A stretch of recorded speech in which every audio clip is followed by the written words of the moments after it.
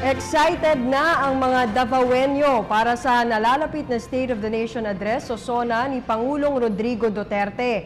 Ayon sa kanila, tiwala sila sa kakayahan ng kanilang dating alkalde at ngayon Pangulo na ng Pilipinas pagdating sa pagpapatupad ng tunay na pagbabago. Si Marita Moahe sa detalye.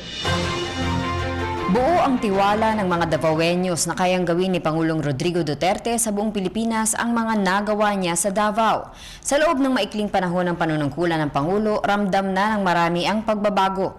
Kung noon ay change is coming, napalitan na ito ng change is now. Kung dati ay syudad lamang ng Davao ang pinamamahalaan ni Pangulong Duterte, ngayon ay buong Pilipinas na at kaakibat nito ang napakalaking responsibilidad. Ilang araw mula ngayon ay gaganapin ang kauna-unahang State of the Nation Address o SONA ng Pangulo. At excited na ang mga taga rito sa Davao habang umaasa para sa pagbabago. Sabi niya kung ano yung nangyari sa Davao, yun din ang gusto niyang mangyari sa buong bansa.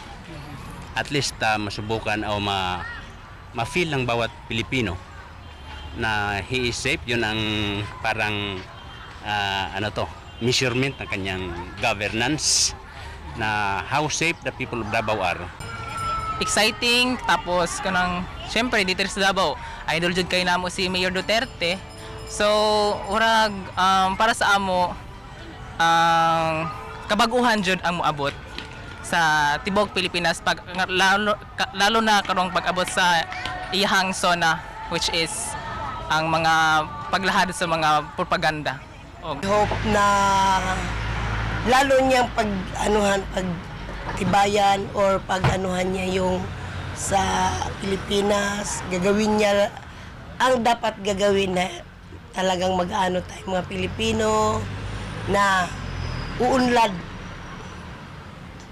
lalo na sa mga drugs. Yan ang inasahan ko.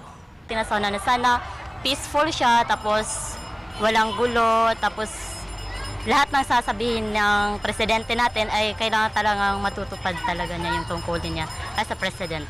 Anong pangalan? Samantala, humigit kumulang sa 3,000 mga indigenous people mula dito sa Mindanao ang inaasahang magtutungo ng Maynila para sa SONA ni Pangulong Duterte sa July 25. Umaasa umano sila na tutulungan sila ng Pangulo na maisaayos ang kanilang kalagayan at matugunan ang kanilang mga hinaing at ipinaglalabang karapatan. Mula dito sa Davao City, ako si Marita Moahe, PTV News. Ako si Aljo Bendijo, subscribe na sa PTV YouTube channel. I-click lang ang subscribe button.